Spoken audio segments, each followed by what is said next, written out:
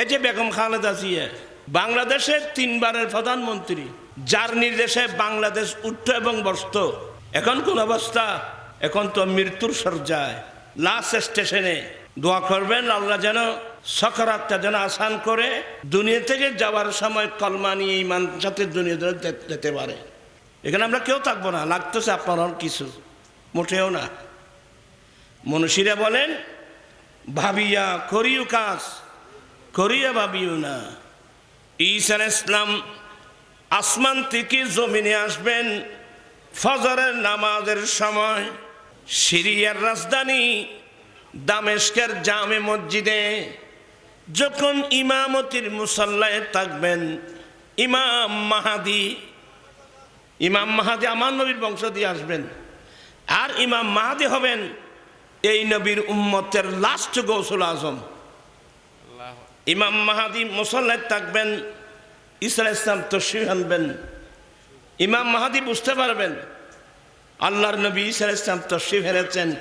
ইনি যদিও আমার নবীর উম্মত হবার জন্য আসছেন, ইনি কিন্তু বড় বড় 4 জন রসুলের মধ্যে একজন, ওনাকে সম্মান করতে হয়। ইমাম মাহাদি ইমামতির মুসাল্লা থেকে পিছনের দিকে ফিরে আসার চেষ্টা করবেন। ঈসা আলাইহিস সালাম এসে ইমাম মাহাদির ফিট মুবারক ধরে ফেলবেন। না না, আপনি পিছনে আসবেন না, আপনি ইমামতি করবেন, আমি আপনার উপর ইক্তেদা করে নামাজ আদায় করব। ওই আমার নবী এটাই বলছিলেন, উম্মত সেদিন তোমাদের মর্যাদা কত বড় হবে, যেদিন মরিয়মের ছেলে ঈসা আসমান থেকে জমিনে আসবে, কিন্তু ইমাম হবে তো তোমাদের মধ্য থেকে। প্রাম্পি সাহেবেরা, আমরা নিজেকে আমরা চিনি না। আমরা কত বড় ভাগ্যবান মানুষ, আমরা কত দামি আরে আমার ডাইরেক্ট আল্লাহ কোরআন শরীফ বলছেন, কুনতুম খায়রা উম্মাতিন, হে আমার প্রিয় রাসূলের উম্মত, তোমরা সবচেয়ে উত্তম উম্মত, তোমরা সবচেয়ে উত্তম উম্মত। তোমাদেরকে বানিয়েছি মানুষের জন্যে। তোমরা কি করবা? মানুষকে ভালো কাজের নির্দেশ দিবা, খারাপ কাজ থেকে মানুষকে বিরত রাখবা, বারণ করবা। আমরা আমাদেরকেও চিনি নেই, আমাদের গুরুত্ব কি এটাও জানি না, আমাদের দায়িত্ব কি এটাও জানি না। জানলে তো আমাদের এই অবস্থা হতো না। শুধু আয়াত একটা না, অপর আয়াতে আল্লাহ বলেন, ওয়াকাযালিকা জাআলনাকুম উম্মাতাও ওয়াসাতান লিতাকুনু শুহাদাআ আলান নাসি ওয়া ইয়াকুনার রাসূলু আলাইকুম শাহীদা। হে আমার মাহবুব নবীর উম্মত, তেমনিভাবে আগের কিছু কথা আছে, তেমনিভাবে আমি তোমাদেরকে মধ্যম উম্মত বানিয়েছি। কোন উম্মত? এখানে মধ্যম মানে উত্তম, কারণ যে কোনো জিনিসের মধ্যম জিনিসটা হলো উত্তম, বেশিও না কমও না, মধ্যম। আমাদের আহলে সুন্নাত ওয়াল জামাত হচ্ছে মধ্যমপন্থী, এখানে বাড়ানো নাই কমানো নাই, উত্তম। আমরা উত্তম উম্মত। কথা বলছেন? আল্লাহ বলছেন, হে আমার মেহবুব নবীর উম্মত, তেমনিভাবে আমি তোমাদেরকে উত্তম উম্মত বানিয়েছি। তো তোমরা কি করবা? আমার আল্লাহ বলেন, লিতাকুনু শুহাদা আলান নাস, তোমরা মানুষের সাক্ষী হবা। তোমরা মানুষের সাক্ষী, তোমরা মানুষের সাক্ষী। এই আয়াতের তাফসীর বুখারী করলেন। বুখারী শরীফের মধ্যে বিরাট লম্বা হাদিস। কিয়ামতের মাঠে আল্লাহ নূহ আলাইহিস সালাম, নবীদের মধ্যে রসুলদের মধ্যে একজন রসুল নূহ আলাইহিস সালাম, যিনি 950 বছর মানুষের কাছে ইসলামের দাওয়াত দিয়েছিলেন। কত? 950 বছর। এ 950 বছর পরিশ্রম করে কয়জন মানুষ কলমা পড়াচ্ছেন? নিজের ফ্যামিলি সহ মাত্র 80-82 জন। একদিন মনের মধ্যে কষ্ট এসে গেল, ফট করে বড় অস্ত্র ব্যবহার করে ফেললেন, রাব্বি লা তাজার আলাল আরদি মিনাল কাফিরিনা দাইয়ারা, মাওলা জমিন একটা কাফের কেউ ছাড়বে না। আল্লাহ বলেন, নো বড় অস্ত্র ব্যবহার করে ফেলছো? হ্যাঁ, ফারমানি বোমা, বড় দোয়া আর কি। বলেন, নু জাহাজ তৈরি করো, আমি এমন গজব দেব যারা তোমার জাহাজে থাকবে এরা আমার গজব থেকে রক্ষা পাবে, আর যারা তোমার জাহাজ উঠবে না এরা সবাই ধ্বংস। এত বড় গজব। জুদি পাহাড়, পৃথিবীর সবচেয়ে উঁচু পাহাড়, জুদি পাহাড়ের উপর 120 পানি। কত? 6 মাস 8 দিন নূহ নবীর জাহাজ পানিতে ভাসছিল। গজব কাহাকে বলে? এগুলা তো আমরা চোখে দেখিও নেই। নূহ আলাইহিস সালাম মনে কষ্ট পেয়ে তো কিয়ামতের মাঠে আল্লাহ নূহ নবীর কাছে জিজ্ঞাসা করবেন, উম্মতদেরকে জিজ্ঞাসা, কিরে আমি তোমাদের কাছে তো রসুল পাঠিয়েছিলাম, উনি কত কষ্ট করে তোমাদেরকে ইসলামের দাওয়াত দিয়েছিলে, তোমরা ঈমান আনো না যে? ওরা সেদিন, আল্লাহ আমাদের কাছে তোমার কোন নবী আসে নাই। মিশা কথা এনে ও বিচারায়া, আল্লাহ আমাদের কাছে তোমার কোন নবী আসে নাই আল্লাহ। নো, এরা কি বলতেছে? বলে, হ্যাঁ আল্লাহ, আমি 950 বছর নিষ্কলুষ বা বিরামহীন ভাবে আমি তাদের কাছে ইসলামের দাওয়াত দিয়েছি, এরা ইসলাম গ্রহণ করে নাই।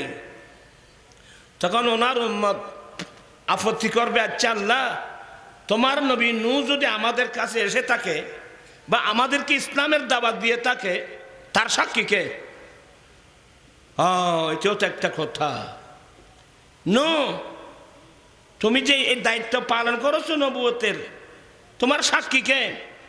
নূহ আলাইহিস সালাম বলবেন, মাওলা আমার সাক্ষী হলো আখিরি জামানার নবীর উম্মত। আল্লাহু আকবার। আমাদেরকে কি আমরা চিনি? আল্লাহ, আমি নূর সাক্ষী হলো আখিরি জামানার নবীর উম্মত। তখন ওনার উম্মত আপত্তি করবে, হুজুর আল্লাহ এটা তো একেবারে গ্রহণযোগ্য নয়। এটা গ্রহণ, সাক্ষীর জন্য শর্ত হলো ঘটনাস্থলে উপস্থিত থাকা। কিন্তু আমরা যখন ছিলাম তখন তো আখির জামানার নবীও আসে নাই, ওরা দেখেও নাই, ওরা আমাদের সাক্ষী কিভাবে দিবে? এটা একটা কথা। আমাদেরকে ডাকবেন, এই আমার মাহবুব নবীর উম্মত এদিকে আসো তো। নূহ আলাইহিস সালাম, আমার নবী নূহ আলাইহিস সালাম এভাবে বলছে, তখন উম্মতে মুহাম্মদী বলবে, আল্লাহ আমরা সাক্ষী, আমরা তার সাক্ষী, তোমার নবীগণ সত্য, এরা দুষ্ট। 950 বছর পর্যন্ত তোমার নবী নূহ আলাইহিস সালাম তাদের কাছে ইসলামের দাওয়াত দিয়েছিলেন, এরা এমন দুষ্ট, এরা ঈমান আনে নাই। তো তোমরা কিভাবে জানলে? তোমরা তো ঘটনাস্থলে ছিলে না। আমরা বলবো, আল্লাহ আমাদের টাকার দরকার নাই, এরা যে দুষ্ট, এরা যে নবীর কথা মানে নাই, এই কথাগুলো তো তুমি কোরআন শরীফে রেকর্ড করে দিয়েছ। যে তুমি রেকর্ড করে কোরআন শরীফে, তোমার রাসূল রেকর্ড করে দিয়েছেন, আমরা কোরআন পড়েছি, তোমার নবীর জবান থেকে শুনেছি, তোমার সমস্ত নবীগণ বড় হক, এরা কিন্তু দুষ্ট। আল্লাহ বলেন, ঠিকই বলছো, এটাই হলো ওয়াকাযালিকা জাআলনাকুম উম্মাতান ওয়াসাতা লিতাকুনু শুহাদা আলান নাস। আল্লাহু আকবার, আল্লাহু আকবার। আমি আরেকদিন কোন সময়, এখন তো হায়াত বয়সটা এখন লাস্টে, আগের সে বয়সটা এখন নেই। তা আমি যে জিনিসটা বোঝাতে চাচ্ছি আপনাদের, আমরা আমাদের পরিচয় কি, আমি কে, আমার গুরুত্ব কতটুকু, আর আমি যে উত্তম উম্মত তার সার্টিফিকেট 30 পারা কোরআন। পৃথিবীর কোন ইউনিভার্সিটির সার্টিফিকেট আমার লাগবে না, আমাদের সার্টিফিকেট ডাইরেক্ট কোরআন, আমার নবীর সুন্নত। বিরক্ত হচ্ছেন?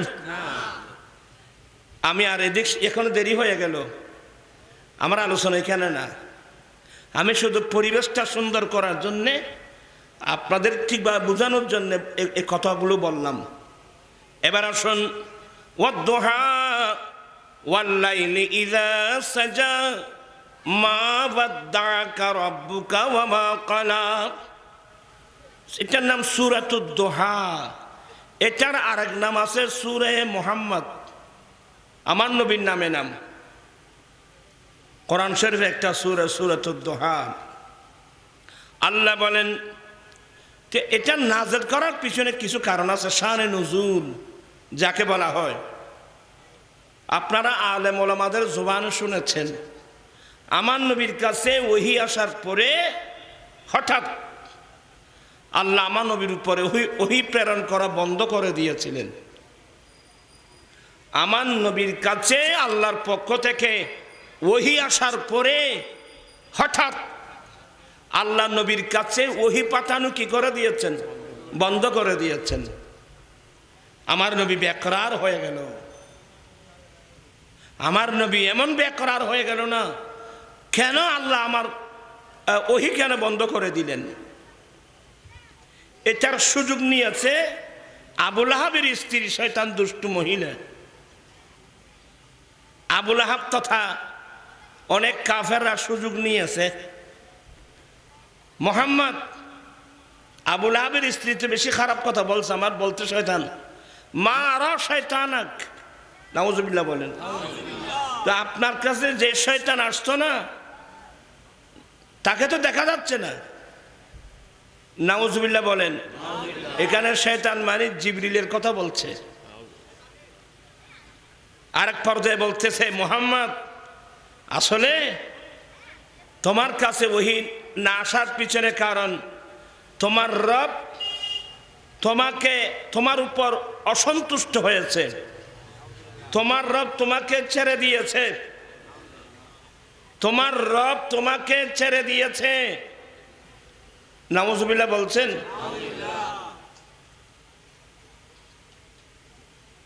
রাসূল করিম, সবাই বলুন সাল্লাল্লাহু আলাইহি ওয়াসাল্লাম। আমার নবীর নবুয়তের অন্তরে একটা আঘাত এসে গেল। একদিক দিয়ে আল্লাহর পক্ষ থেকে ওহী আসা কি বন্ধ, এটা সবচেয়ে বড় ব্যথা। তো এগুলো বুঝতে আপনাদের একটু কষ্ট হবে না আমি বুঝাই বললে। যিনি আসল বন্ধু, বন্ধুর সিটি আসা যদি বন্ধ হয়ে যায়, বন্ধুর কেমন লাগবে? মানুষের বেনামাতে দেয় গুলিয়া, খারাপ না? এটা তো দুনিয়ার বন্ধু, আল্লাহ তো আসল বন্ধু। হ্যাঁ, এটা আমি বুঝানোর জন্য বলছি। এমন একটা বন্ধু, হঠাৎ বন্ধু যদি আমার সাথে কথা বলা বন্ধ করে দেয়, এটা একটা অসহনীয় বিষয়ের মতো হয়ে যায়, অসহ্য হয়ে যায়।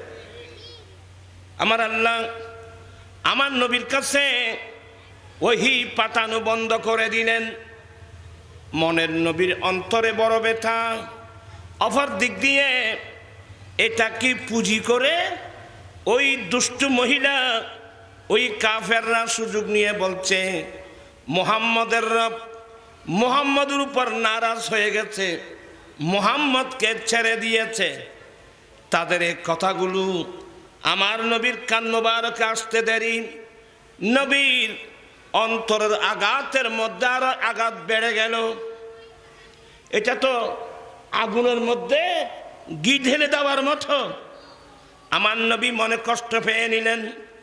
একদিক দিয়ে আল্লাহ ওহী বন্ধ করে দিলেন, অপর দিক দিয়ে এ কাফেররা বিশেষ করে আবু লাহাবের স্ত্রী এমন শব্দ বলছে। আমার নবীর অন্তরের মধ্যে যখন আঘাত এসে গেল, রব্বুল আলামিন মাহবুব নবীকে সান্ত্বনা দেওয়ার জন্যে ওহী কেন বন্ধ করলেন, ওহী কেন বন্ধ করলেন? আমার নবীর অন্তর দিয়ে বেচান হয়ে গেল। এটা বোঝানোর জন্যে আমার আল্লাহ সূরাতুদ দুহা নাযিল করে বলেন, ওয়াদ-দুহা ওয়াল-লাইলি ইযা সাজা মা ওয়াদ্দাকা রাব্বুকা ওয়া মা ক্বালা। দ্বিপ্রহরের শপথ। আপনারা কি মনোযোগ আছে? এই তো নেই, ফোন কেন ফাটাই দো ইনখন এটা কোনো কোরআন শরীফ বুঝতো না, কিচ্ছু বুঝতো না, ডিস্টার্ব করি বুঝিয়া। আমার আল্লাহ বলেন ওয়াদ-দুহা, দোহা বলা হয় বাংলায় বলে দ্বিপ্রহর। দ্বিপ্রহর মানে সূর্য উদয় হওয়ার পর থেকে সূর্য এত উপর উঠল, সূর্যের কিরণটা চতুর্দিকে ছড়িয়ে পড়ল, এটাকে বাংলায় বলে দ্বিপ্রহর। আরবিতে বলে দোহা, দোহার শপথ, দ্বিপ্রহরের শপথ এক নম্বর। দ্বিতীয় নম্বর ওয়াল-লাইলি ইযা সাজা, এবং রাতের শপথ। রাতের শপথ ইযা সাজা আই ইযা গাতা, যখন রাতের অন্ধকার সব কিছু দেখে নেয় এমন রাতের কসম। দ্বিপ্রহরের কসম, রাতের কসম। এক তাফসীর হলো দ্বিপ্রহরের মোকাবেলায় যখন লাইল আসছে, রাত আসছে, রাতের কসম, তাহলে এখানে দোহা মানে শুধু দ্বিপ্রহর না, গোটা দিনের কসম। এগুলো তাফসীরটা আপনাদের জন্য সমস্যা হবে, এগুলো ক্লাসের জিনিস। এখানে যেভাবে আছে সেইভাবে বলি। দ্বিপ্রহরের শপথ, ছাস্তের শপথ, দ্বিপ্রহরের শপথ। ওয়াল-লাইলি ইযা সাজা, এবং রাতের শপথ, যখন রাতের অন্ধকার সব কিছু দেখে নেন সে রাতের শপথ। আল্লাহ দিন এবং রাতের শপথ করে বলছেন মা ওয়াদ্দাকা রাব্বুকা ওয়া মা ক্বালা। মাহবুব, আপনার রব আপনার উপর অসন্তুষ্ট হন নাই, আপনার রব আপনাকে ছেড়েও দেন নাই।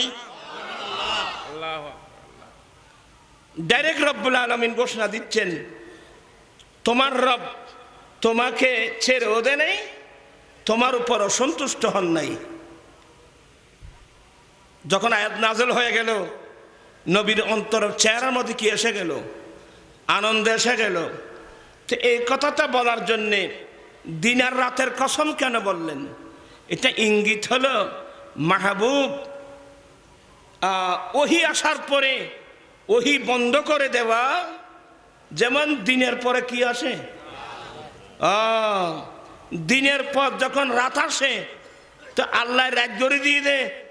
আল্লাহ কে আর নারাজ হয়ে যাবে বুঝছো না মাতিয়া? ফেরো আল্লাহ কে আর নারাজ হয়ে ভাল না, তো সূর্য ডুবে দিয়ে দে। তা আল্লাহ বুঝাতে চাচ্ছেন আল্লাহর ইরাদা হলো দ্বিপ্রহর, সূর্য উদয় হওয়ার মধ্যে যে হিকমত, সূর্য উদয় হওয়ার পরে 10 ঘন্টা 12 ঘন্টা পরে এই সূর্য যদি ডুবাই দেওয়া, অর্থাৎ সূর্য উদয়ের পরে সূর্য ডুবিয়ে দেওয়ার মধ্যে যে অসংখ্য রহস্য রয়েছে, ঠিক তেমনিভাবে ওহী আসার পরে ওহীর বন্ধ করার মধ্যেও অনেক রহস্য রয়েছে। চিৎকার দিয়ে বলুন না সুবহানাল্লাহ। তার এক মানে মোহাব্বতটা যেন বেড়ে যায়। এসে না মাতিয়া বন্ধু সিটি ভাই দিয়ে ছালাক মিক্কে হইলি কদায় সিরিয়ান বন্ধ করে দিই, সিটি যখন বন্ধ হয়ে যায় তো বন্ধু তো পাগলের মতো হয়ে গেল। আমি কি দোষ করলাম? আমি কি কোনো দোষ করেছি? কেন বন্ধু আমার সিটি বন্ধ করে দিল? তখন তার মধ্যে বন্ধুর মোহাব্বতটা কি? আমার আল্লাহ বড় হাকিম। আমার আল্লাহ ওহী পাঠানোর পরে ওহী বন্ধ করে দেওয়া রহস্য হলো আমার নবীর অন্তরে যেন আল্লাহর মোহাব্বত ভালোবাসাটা যেন আরো বেড়ে যায়। সুবহানাল্লাহ বলবেন না? আল্লাহ করলেন কি? এই দুষ্টরা বুঝলো কি? এই যে দুষ্ট বলল হে মুহাম্মদ তোমার কাছে যে শয়তান আসতো না, নাউজুবিল্লাহ, এটা তো দেখা যাচ্ছে না। আমার নবীর অন্তরের মধ্যে এমন আঘাত আসলো, একদিক দিয়ে ওহী বন্ধ, অপর দিক দিয়ে এরা বলা বলি শুরু করলো, মুহাম্মদের খোদা মুহাম্মদকে ছেড়ে দিয়েছে, মুহাম্মদের উপর অসন্তুষ্ট হয়েছে। আমার আল্লাহ সূরাতুদ দোহা নাযিল করে নবীর অন্তরের মধ্যে শান্তি এনে দিল। দ্বিপ্রহরের শপথ এবং রাতের শপথ, যখন রাতের অন্ধকার সব কিছু দেখে নে, মেহবুব তোমার রব তোমাকে বলিয়েও যান নাই, অসন্তুষ্ট হন নাই, ছেড়েও দেন নাই। এমন আয়াত যখন নাযিল হলো, ওই যারা দুষ্টমি করত তাদের মুখের মধ্যে কিসের বাড়ি? কথা বলছে না? তাদের মুখের মধ্যে কিসের বাড়ি? একদিনের জন্যে, দুদিনের জন্যে, এক মাসের জন্যে, এক বছরের জন্যে, 50 বছরের জন্যে, 1 কোটি বছরের জন্যে, কিয়ামত পর্যন্ত জোতার বাড়ি। মাহবুবকে কি বলতে পারে? তোমার তফসিরিং কিনে দিয়ে দেবা যারা আছে ভাষায়। 1 নম্বর দ্বিপ্রহরের শপথ এবং রাতের শপথ। এবার তফসিরে আসেন। এখানে দ্বিপ্রহর মানে আমার নবীর নূরানি চেহারায় পাকের কসম। কার নবীর নূরানি চেহারায় তো দ্বিপ্রহর তুনু আরো কি? হ্যাঁ, কিসের দ্বিপ্রহর? আমার নবীর চেহারা কেমন সুন্দর। দ্বিপ্রহর মানে নবীর চেহারায় পাকের কসম। কি আমি এমনি বলতেছি? আমার আলা হযরত কত সুন্দর বলছেন, হে কালামে ইলাহি মে শমসু দুহা তেরে চেহরায়ে নূরে ফজা কি কসম कसमे शब तारमे राज ईता के हबीब की जुल्फे दूता की कसम है कला में इलाही में शम्सु दुहा। আল্লাহ দ্বিপ্রহর বলে আল্লাহ আমার রসুলের চেহারায় পাকের কসম করলেন। আল্লাহ দ্বিপ্রহর বলে আমার নবীর চেহারায় পাকের কসম করলেন। আচ্ছা হুজুর বুঝলাম, দ্বিপ্রহর বলে কারণ দ্বিপ্রহর যেমন উজ্জ্বল, আমার নবীর চেহারা তো তার চেয়ে আরো বেশি উজ্জ্বল। জিনিসটা বুঝে আসলো।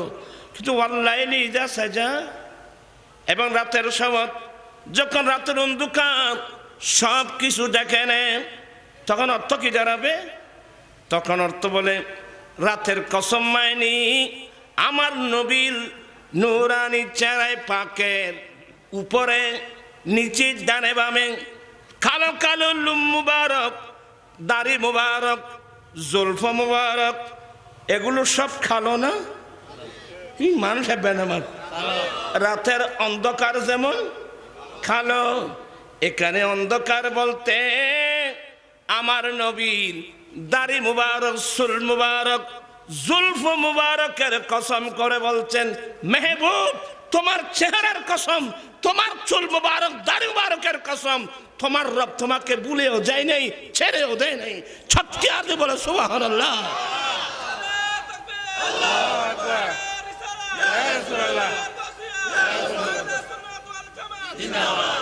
দুই, তৃতীয় নম্বর তফসির হল দোহা মানি দ্বিপ্রহরের শপথ মানি মিলাদুন নবীর কসম। মানুষই না মতে আমার নবীর ভেলাদতের কসম। গোটা পৃথিবী অন্ধকার, নবীর নবুয়তের সূর্য যখন উদয় হলো, এখন আর অন্ধকার আছে? কুফর শিরকে খালি গাতায়ে हो गई सारी दूर, मशरिक मगरिब दुनिया अंदर हो गया नूर ही नूर नबी जी अल्लाह अल्लाह।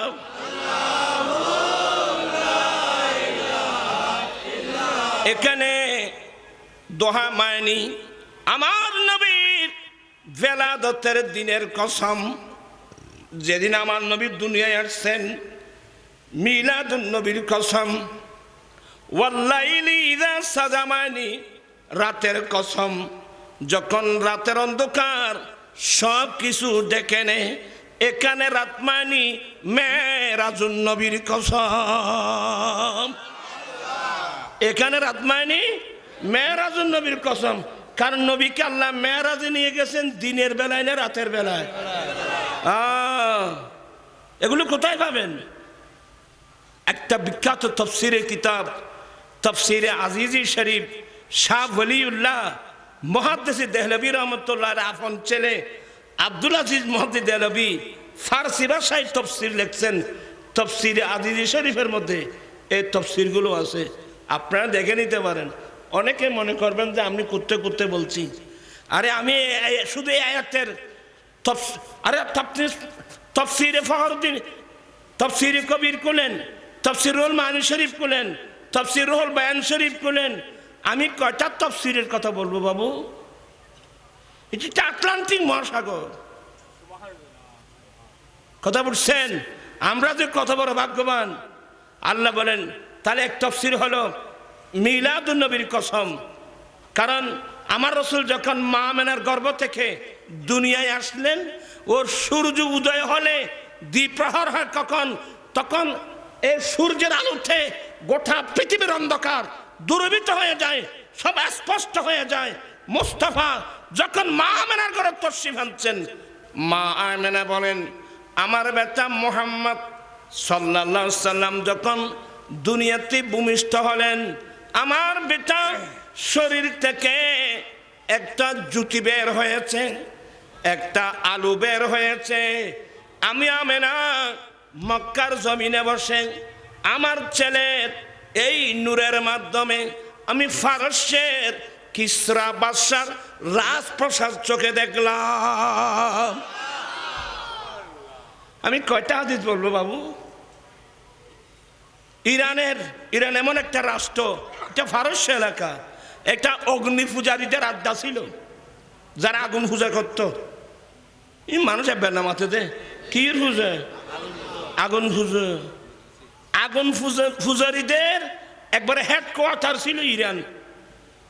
আমার রসুল যখন আসছেন, ওই সময় ইরানের বাদশাহ খসরু পারভেজ, কি নাম? খসরু পারভেজ। খসরু পারভেজ হলো নওশিরওয়ান বাদশার নাতি, নওশিরওয়ান বাদশার নাতি খসরু পারভেজ, যার উপাধি কিসরা।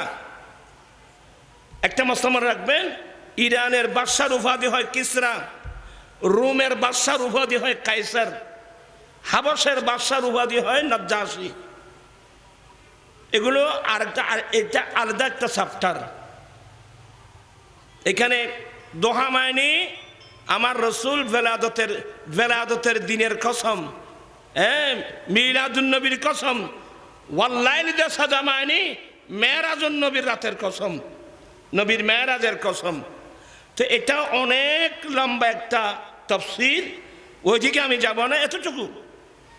আল্লাহ বলেন দ্বিপ্রহরের শপথ এবং রাতের শপথ, যখন রাতের অন্ধকার সব কিছু ডেকে নিয়েছেন, আল্লাহ কসম করে বলছেন মা ওয়াদ্দাকা রাব্বুকা ওয়া মা কালা। হে নবী, তোমার রব তোমার উপর অসন্তুষ্ট হয় নাই, তোমাকে ছেড়েও দেয় নাই। চিৎকার দিয়ে বলুন না সুবহানাল্লাহ। মাহবুবকে কি ছেড়ে দেওয়া যায়? আর কিভাবে ছেড়ে দিবে? আমার আলা হযরত বলছেন যে খোদা কি রাজা চাহতে হে দু আলম, আরে খোদা কি রাজা চাহতে হে দু আলম, আরে খোদা চাহতা হে রেদাই মুহাম্মদ। সারা পৃথিবীর কায়নাত, সমগ্র কায়নাত আল্লাহকে রাজি করতে চায়, আর আল্লাহ মাহবুব নবীকে রাজি রাখতে চায়। কি বিরক্ত হচ্ছেন? এ তাফসীর আছে তো, ওয়ালা সাওফা ইউতিকা রাব্বুকা ফাতারদা। হে রাসূল, আপনার রব আপনাকে এমন দান করবে আপনি সন্তুষ্ট হয়ে যাবেন। সুবহানাল্লাহ কই দি মি মি ওই নি সুবহানাল্লাহ ওয়ালা সাওফা ইউতিকা, অনতি বিলম্বে, অতি শীঘ্রই আপনার রব আপনাকে এমন দান করবে আপনি রাজি হয়ে যাবেন। কি মানে আপনি যতক্ষণ রাজি হবে না ততক্ষণ আপনার রব আপনাকে দিতেই থাকবে। এই সুযোগ আমার নবী কি বললেন, আমি ততক্ষণ রাজি হব না যতক্ষণ আমার একজন গুনাহগার পাপী উম্মত যার কলবে যাররা পরিমাণ ঈমান আছে এমন উম্মত যদি জাহান্নামে থাকে আমি রাসূল কখনো রাজি হব না। এই নবীর আগমনে তো আমরা আনন্দ উল্লাস করি, কি বিরক্ত হচ্ছেন? ওয়ালা সাওফা ইউতিকা রাব্বুকা। আচ্ছা ওদিকে আসেন, আমার আল্লাহ বলেন ওয়াদ-দুহা ওয়াল-লাইলি ইযা সাজা মা ওয়াদ্দাকা রাব্বুকা ওয়া মা ক্বালা। এটা তো মোটামুটি একটা অনুবাদ আপনাদের মেমোরিতে আসছে না? আমার আল্লাহ বলেন ওয়ালাল আখিরাতু খায়রুল লাকা মিনাল উলা। হে নবী, আপনার লাস্টের জীবন ফার্স্টের জীবন চেয়ে উত্তম। আপনার প্রাথমিক যুগ থেকে লাস্টের জীবনটা কি উত্তম। এটা একটা বিরাট তাফসীর বাবা। ওয়ালাল আখিরাতু খায়রুল লাকা মিনাল উলা। হে রাসূল, আপনার লাস্টের জীবন প্রাথমিক জীবন থেকে লাস্টের জীবন উত্তম। এক। দ্বিতীয় নম্বর তাফসীর হলো, হে নবী, আপনার দুনিয়ার চেয়ে আখিরাত উত্তম। আপনি যেদিকে যাবেন তাফসীরে ওয়ালাল আখিরাতু খায়রুল লাকা মিনাল উলা। এই আজকাল আমাদের দেশে কিছু মোল্লা আছে না, এই মানুষকে বেনামাতে দেয়। মিলাদুন নবী তো রাসূলের যুগে ছিল না, মিলাদুন নবী সাহাবার যুগে ছিল না, তাবিনের যুগে ছিল না, তবে তাবিদের যুগে ছিল না, তো না থাক না, আমি তো থাকার কথা বলছি না, না থাক। তা আল্লাহ যে বলছেন আমার রাসূলের প্রাথমিক যুগের চেয়ে লাস্টের যুগ উত্তম, এটার সহি ব্যাখ্যাটা দাও। ইনকি দিতে রাখো, এই ইনকিরে দি যা সামবি আর আত্মাজ্য ধরে এমনি এতে কিন বেড়ামায় কেন সহ্য করছি মার বুঝে করো দিস আর তার দিয়ে রে তারিয়ে আঘাত থইলে কেউ হচ্ছে না ফল ইন বুঝে না। এটা তো যে আঘাত থাইলে উজুর হক আয় তো না ভাই, কথা বুঝছো না? খটা বাজছি আমি অশিক্ষে মানুষ আবার ইবে আটলান্টিক মহাসাগর তাফসীর বুঝেন 9:40 হয়ে গেছে। মিজান আসে নেই কিরকম মিজান নয় ওটা বাচ্চা বাচ্চা লাগবে জানে হুজুর হদুন এখনো খামতো নয় আর তুন। যাই হোক, এরা আমাদের উঠতি বয়সের, আমরা তো এখন ময়দান থেকে এখন ওই কবরের দিকে আমাদের যাত্রা। এখানে ছেলেরা আসবে যারা ছোট ছোট বাচ্চা ভাই ভাইগুলো তো মা বাবার কেন খেয়াল রাখবে ইন হইতে হইতে ভাই আমি বুড়ো হয়ে গেই বুঝছো না? এ না ভাই বড়া মানুষ না কদিন মজ করে দিচ্ছেন না, এগুলো কদিন বড়া মানুষ, কথা বুঝছেন? নসিব যদি খারাপ হয় বলার এরাই এই ছেলেরাই কিয়ামতের মাঠে এ মা বাবার বিরুদ্ধে মামলা করবে আল্লাহর কাছে। না জাল হুমা তাহাতা আকদামিনা, আমি এগুলো বলতেছি না দে আল্লাহ আমার মা বাবাকে আমাদেরকে দে, আমরা ফাইয়ে ফুঁড়ে ফুঁড়ে কিভাবে বলতো শব্দগুলো বলতে তো এখনো সময় আছে, তাড়াতাড়ি তওবা করে নেন। ছেলে মেয়েদেরকে সঠিক গাইড দেন। গরু ছাগলের মতো কেন চলবেন? ইহুদি নাসারার মতো কেন চলবেন? আমি আপনাদেরকে একটু কঠিন করে বললাম তো মনে কষ্ট আসবে বাবু। ওয়ালাল আখিরাতু খায়রুল লাকা মিনাল উলা। এই আয়াতের ভিতরে মিলাদুন নবীর কথা আছে। আমার নবীর সম্মান আগের চেয়ে দিন দিন নবীর সম্মান কি করতে থাকবে? কোরআন বোঝার জন্য ব্রেন লাগবে বাবু। আমার আল্লাহ বলেন ওয়ালাল আখিরাতু খায়রুল লাকা মিনাল উলা। হে নবী, আপনার প্রাথমিক যুগের চেয়ে লাস্টের জীবন। আচ্ছা, আপনার তো মেমোরিতে এগুলো আসতেছে না।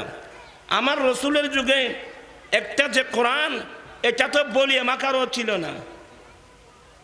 আমার নবী জগৎ তো কোরআন শরীফ বলিয়া মাকারে ছিল না, একটু সাহাবা একরামের সিনার মধ্যে ছিল, অথবা কিছু সূরা যারা লিখছে সামরার মধ্যে লিখে রাখতো, ফাতরের মধ্যে লিখে রাখতো, বিভিন্ন জায়গায় লিখে রাখতো, আর সবাই প্রায় তো মুখস্থ। সর্বপ্রথম ফারুক আজম রাদিয়াল্লাহু তাআলা সিদ্দিক আকবরের আদালতে এই প্রস্তাবটা দিলেন। এনে বেদাত হয়েছে ফন্না ভুজু না। ফারুক আজম বলেন সিদ্দিক আমিরুল মুমিনিন, কারণ একটা যুদ্ধের মধ্যে অনেক হাফেজে কোরআন সাহাবা শাহাদত বরণ করেছেন। কথা বলছেন?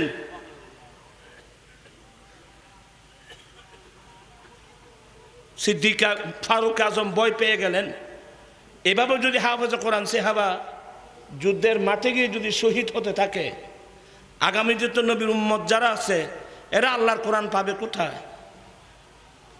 সিদ্দিক আকবর বলছেন, হুজুর, আমার পরামর্শ হলো রাষ্ট্রীয়ভাবে কোরআন শরীফের সূরা আয়াত যার যার কাছে আছে সব জায়গা থেকে এনে এটাকে বলিয়ে মাকারে ছাপিয়ে দেওয়া হোক।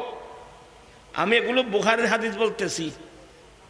সিদ্দিক আকবর আপত্তি করলেন, এই উমর, তুমি এমন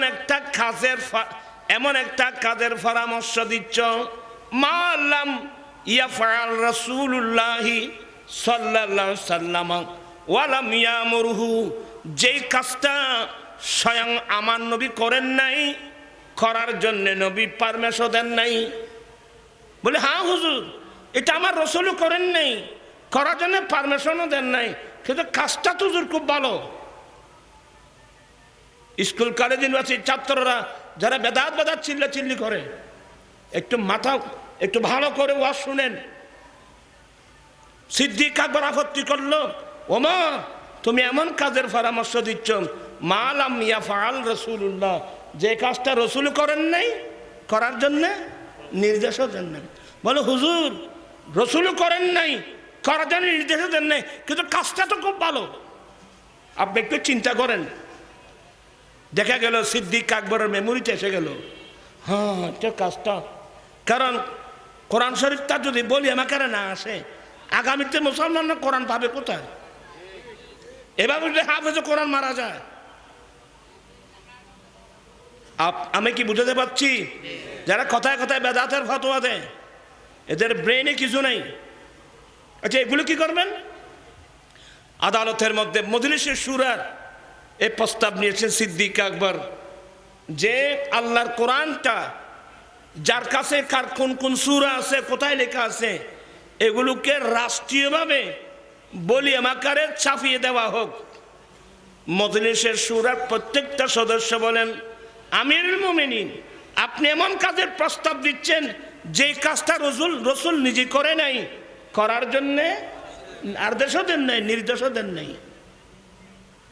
সিদ্দিক আকবর জিনিসটা বুঝে বললেন, আমার রসুল করেন নাই, করার জন্য নির্দেশও দেন নাই, তবে জিনিসটা তো অত্যন্ত গুরুত্বপূর্ণ। এভাবে যদি যুদ্ধের মাঠে গিয়ে হাফেজে কোরআন সাহাবা একরাম যদি শাহাদত বরণ করেন, আগামী নতুন প্রজন্ম মুসলমান যারা আসবে, এরা আল্লাহর কোরআন পাবে কোথায়? এটা অত্যন্ত গুরুত্বপূর্ণ। এবার শুরু হয়ে গেল কোরআন শরীফকে বলিয়া মাকারে আনার জন্যে।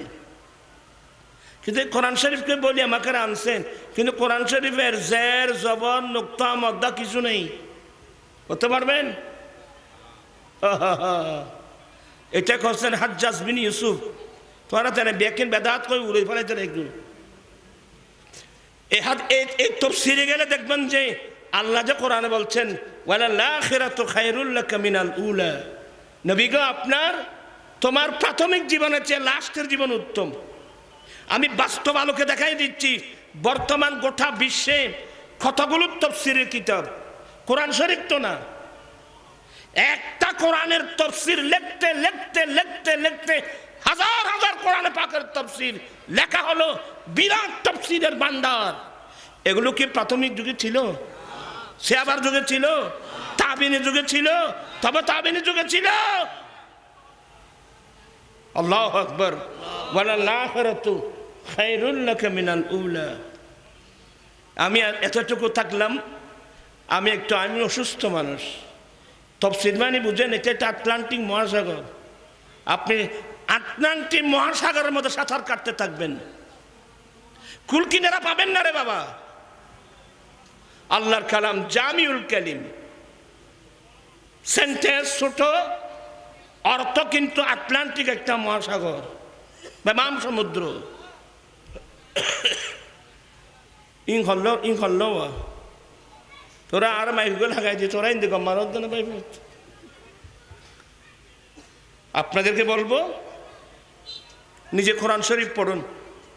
এখানে যারা স্কুল কলেজের ছাত্র, তোমরা মার্কেটে গেলে একটা বই নিবা, বিজ্ঞান না কোরআন? আপনি কেন বলছেন? আমি বইয়ের নাম বলতেছি, বিজ্ঞান না কোরআন? তো মাথে বইয়ের নাম হলো বিজ্ঞান না কোরআন বাই মোহাম্মদ নুরুল ইসলাম। এই বইটা পড়বেন। আপনাদের মতো ইংরেজি শিক্ষিত, বাংলা শিক্ষিত মানুষ। এরপর আরেকটা বই সংগ্রহ করবেন, বৈজ্ঞানিক মোহাম্মদ সাল্লাল্লাহু সাল্লাম বলে নম্বর 1 2 3 4। এই বইয়ের মধ্যে উনি ইসলামের প্রত্যেকটা বিধিবিধান, আমার নবীর প্রত্যেকটা সুন্নত, এগুলো যে বিজ্ঞানসম্মত। কি সম্মত? আজকে আমাদের ছেলেরা বিজ্ঞানের নামে দুকা খাচ্ছে, নিজেও দুকা খাচ্ছে, সমাজকেও দুকা দিচ্ছে। আরে বিজ্ঞান নির্ভুল বিজ্ঞান শিখতে চাইলে আমার দয়াল নবী থেকে শিখতে হবে। তো যাই হোক, মিজানের চিনে তোরা জনজান হওয়া কয়েকদিন বান্না হলে সমস্যা আছিল না, এটা বাদ কিলে নিয়ে গেছি। এই ফল এসব যদি ভাত খাইতে খাইতে ফন্না করিব হতে ভাত খাইলি। আর তো আর আমলত তো জুমলা সরব লইরে বসে দি এশা নামাজ সরি একবারে ফজর নামাজ আজান দি। বুঝলেন? তুই কেন কি লেগে গেছে? আমি অসুস্থ মানুষ, আয় জানি, আয় সব বুঝি, আয় গুরু ভানা পাইব, তা সুলদানি কি মাথা জোরে দেখি না তোরা বুঝত নাই ব্যক্তি বলে যারা দিয়ে দেবো তফসির ইনকো আটলান্টিক মহাসাগর। তারপরে একটু একটু ধারণা দিলাম কি এ কোরআন সামান্য যে আলোচনা, এটা কি ভালো লাগে নাই? আরে এর চেয়ে মজার জিনিস কি আছে রে বাবা? আরো গভীরে গেলে আপনি মাহফিল ফেরে ঘরে যাবেন না। ইনশাল্লাহ আমি অন্য সময় আল্লাহ যদি হায়াতে বাঁচিয়ে রাখে, আমি এটা একটা এখন সিদ্ধান্ত নিয়েছি, কোরআন শরীফের প্রত্যেকটা আয়াতের সামান্য তরজমা এবং অনুবাদ সহ কিছু তাফসীরটা যদি আমি রেখে যেতে পারি, ছেলে মেয়েরা যেন এটা শিখতে পারে, পড়তে পারে, জাতি যেন উপকৃত হয়। ইনশাল্লাহ দোয়া করবেন, আল্লাহ যেন সেই তৌফিকটা যেন আল্লাহ দান। এটা আল্লাহ তৌফিক না দিলে আমি করতে পারবো না, এটা সম্পূর্ণ আল্লাহর দয়ার উপর নির্ভর। আল্লাহ পাক এই মাহফিলকে কবুল করুক। আপনাদেরকে ধন্যবাদ, মোবারকবাদ দিচ্ছি এই মাহফিল আসার কারণে। আর ওই দাওয়াতটা যেটা দাওয়াতের কথা বলছিলাম, আগামী কয় তারিখ? 25 ডিসেম্বর ঐতিহাসিক ফটিয়া হাই স্কুল মাঠে আমার আঞ্জুমান রেসবিয়ার উদ্যোগে যৌতুক মাদক বিরোধী মহাসমাবেশ। এই সমাবেশে যাওয়ার দরকার আছে, এই দাওয়াতটা দিলাম। আর কথা কিন্তু অনেক, এটা শেষ হবে না ইনশাল্লাহ। আজিজগার আমি যেমন মাওলানা মুফতি মিজানুর রহমান, মুফতি মিজানুর আল কাদের মুদাজিল্ল ইয়ং ছেলে আছে, ইনশাল্লাহ মূল্যবান বক্তব্যের সুযোগে বা মাঝখানে হয়তো জিনিসটার দিকে একটু দৃষ্টিপাত করবেন, জাতিকে যেন অনুপ্রাণিত করা হয় যায়। কারণ আজকে আমাদের চট্টগ্রামের নাম কিন্তু বাবা মোগল আমল থেকে আমাদের চট্টগ্রামের নাম ইসলামাবাদ। এই জিনিসটা অনেকে জানে না, কিন্তু অনেক ছেলেরাও জানে না। মোগল আমল থেকে চট্টগ্রামের নাম কি এই ইসলামাবাদ কেন হলো? তোমরা তো এগুলো কিছু বলতে পারবে না, কিন্তু আজকে দুঃখ লাগে সে চট্টগ্রাম থেকে এখন ইসলাম বিলুপ্তির পথে। আমি যখন নর্থ বেঙ্গলে যাই, পঞ্চগড়, নীলফামারী, রংপুর, দিনাজপুর, সৈয়দপুর, এদিকে খুলনা, যশোর, সাতক্ষীরা, এখানে যাই, তখন যৌতুকের বিরুদ্ধে বক্তব্য রাখি, বলেন নুরি হুজুর বাবা আমাদের এখানে এগুলো নাই। তখন আমি লজ্জায় ভেঙে পড়ে, হায় হায় হায় হায়, যেখানে থাকার কথা ওখানে নাই, যেখানে না থাকার কথা এখানে এসে গেছে। এটা আমাদের জন্য দুর্ভাগ্যের বিষয়। আল্লাহ পাক এই মাহফিলকে কবুল করুক। আবারও আমি মাহফিল আয়োজনকারীকে ধন্যবাদ, মোবারকবাদ, আহলে সুন্নাত ওয়াল জামাতের পক্ষ থেকে ধন্যবাদ, মোবারকবাদ জানিয়ে আপনারা যারা বসছেন, প্রধান অতিথি মহোদয় উনিও আসছেন, আরও অনেক অতিথিবৃন্দ আসছেন, সবাইকে আয়তো এখানে যৌতুক বিরোধী সমাবেশ সব ফাইলে ব্যাগুনের ফাইলে কাজ করছি, নইতাম না কি হয় তোমারা। আল্লাহুম্মা আমিন। মাওলায়া সাল্লি ওয়া সাল্লিম দায়মান আবাদা আলা হাবিবিকা খায়রিল খালকি কুল্লিহিম। আল্লাহুম্মা আগনিনা বিল ইলমি ওয়া যায়্যিননা বিল হিলমি ওয়া আকরিমনা বিত তাকওয়া ওয়া জাম্মিলনা বিল আফিয়া বিহাক্কি লা ইলাহা ইল্লাল্লাহ মুহাম্মাদুর রাসূলুল্লাহ। আসসালামু আলাইকুম ওয়া রাহমাতুল্লাহ।